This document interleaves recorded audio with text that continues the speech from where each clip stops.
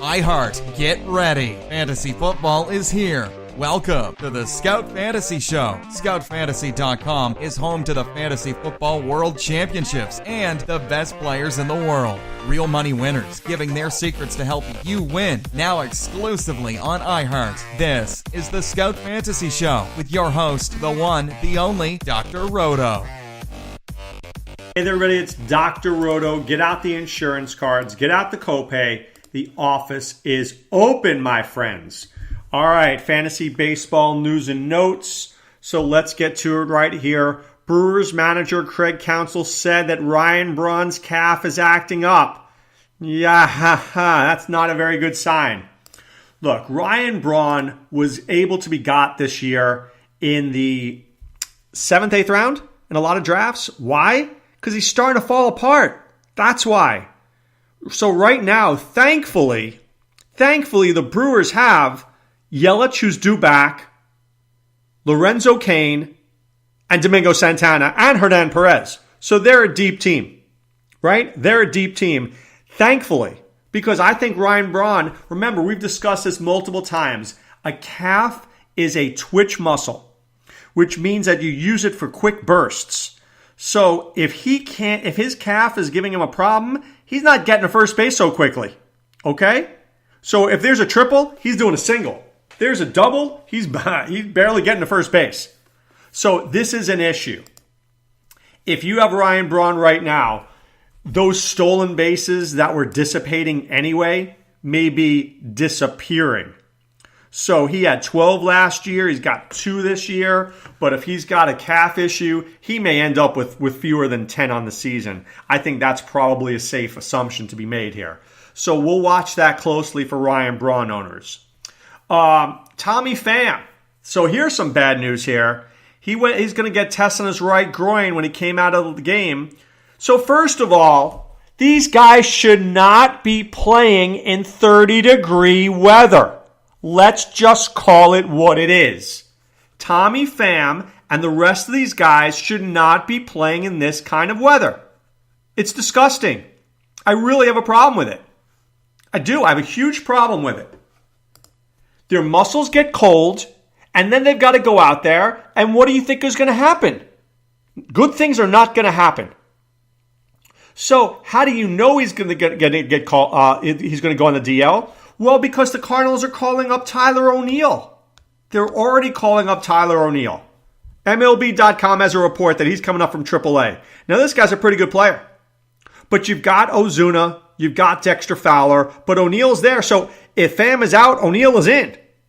So I would get O'Neill and I'd pick him up because I think Tommy Pham could be out for 3 or 4 weeks with a bad groin. But once again, this goes back to why are these guys playing in this kind of weather? I mean, seriously, it's bad. Let me see something here. Oh, can't even find the right website. I'm dying to find the right website for you. One moment, please. Please hold. Thank you for holding. So let's see. Rockies, Pirates, 43 degrees. Rangers, Rays, beautiful 79 here in Southwest Florida, even though it's a dome. Orioles, Tigers, 38. Reds, Brewers, 35. By the way, this is in the day. The Cardinals, Cubs got postponed. White Sox, A's, 57. Royals, Blue Jays, 43.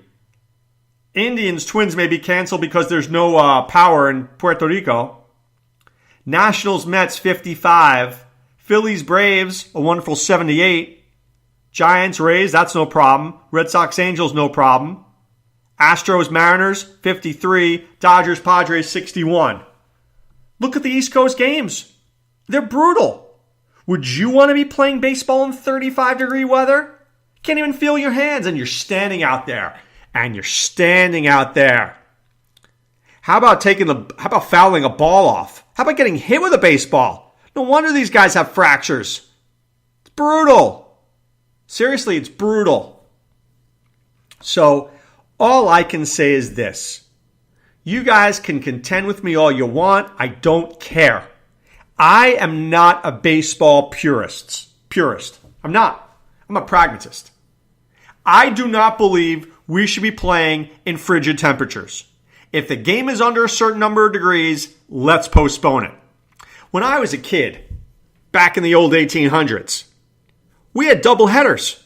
What was wrong with a doubleheader? Why do we get rid of the doubleheader? Oh, we're not making enough money. It's always about money. We're not making enough money. Let's make more money. How about, I would bet, if I said to the players, would you rather start the year on April 20th and play 10 doubleheaders, or would you rather start it on March 20th and freeze your ass off? What would you rather? I would be shocked if the answer wasn't let's play some doubleheaders. What do you think these guys do as kids?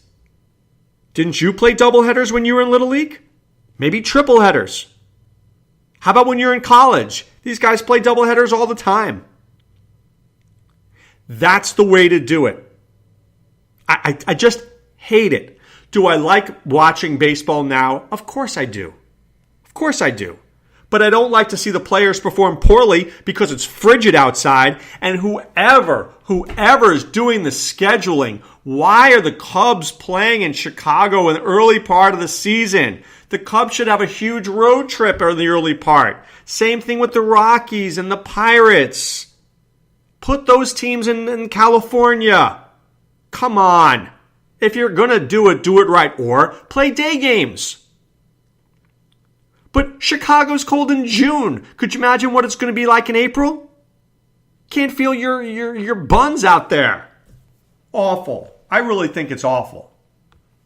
All right, Scott Schebler is going to be activated from the disabled list. That's good to see. Christian Yelich going to be activated and playing and starting in center field. I miss Christian Yelich. I love me some Christian Yelich.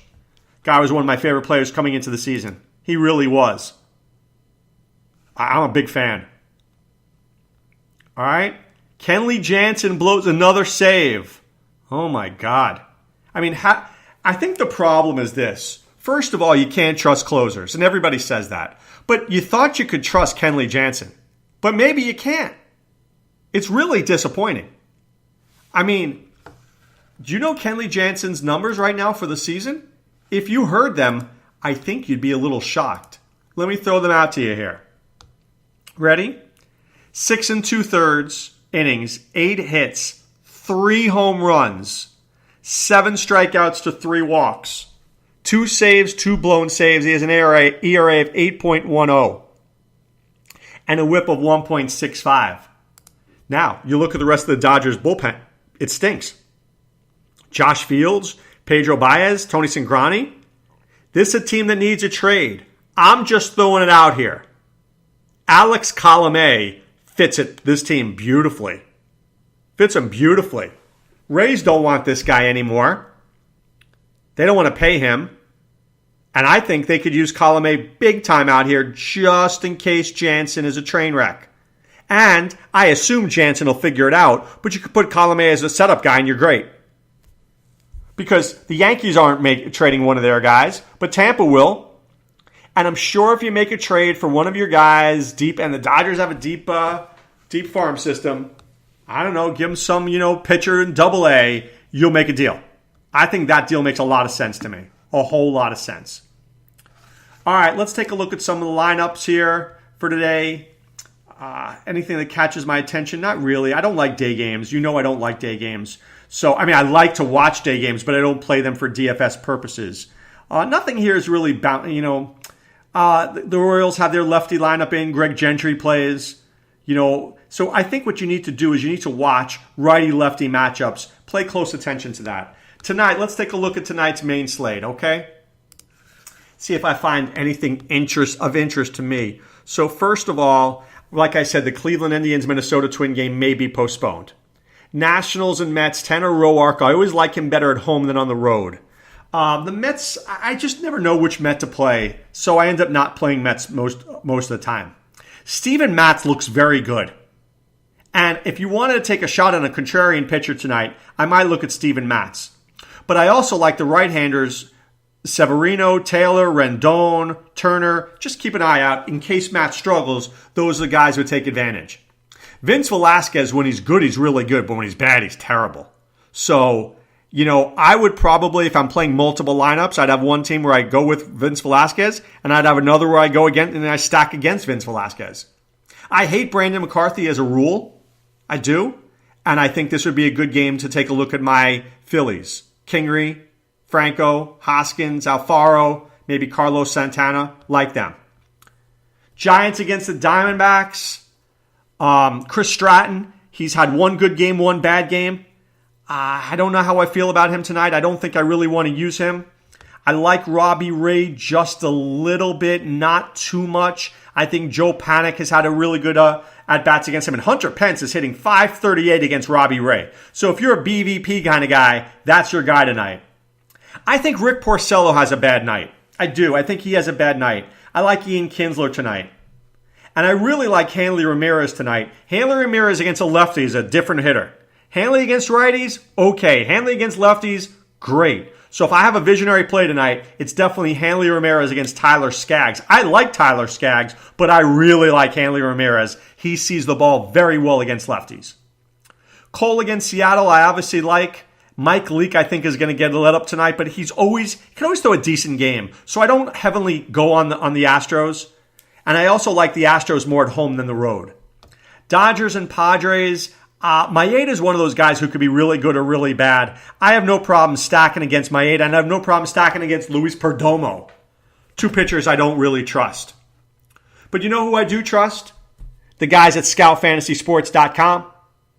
Join there, not ScoutFantasy.com, ScoutFantasySports.com. Sean Childs, Adam Ronis, Dr. Roto, that's where we are. And also ScoutDFS.com. Fuego Steve killing it. Jaguar Lou killing it every night. Jaguar Lou had the Oakland A's stack last night. Canna, Lucroy, Piscotti. Did you have that? No, but Lou did. Good for Lou. What a good player he is. And by the way, Steve Renner had a really good comment yesterday. Everybody was playing Yanni Chirinos for $4,700 on DK. And you know what Renner said in our Slack chat? He goes, I think I'd play the Rangers. That's a contrarian play. And you know what? He was right. You only get that kind of information at ScoutDFS.com. But right now it's time to put away the insurance cards, put away the copay. The office is closed, my friends. Back with so much more tomorrow. This is Dr. Roto saying be well. Take care. Thanks for listening to the Scout Fantasy Show. There's never been a better time to join the Scout Army. Visit ScoutFantasy.com. Use the promo ROTO for 2 months free. And don't forget, fantasy players, please thumbs up the podcast on the iHeart app. See you next time. Go Scouts!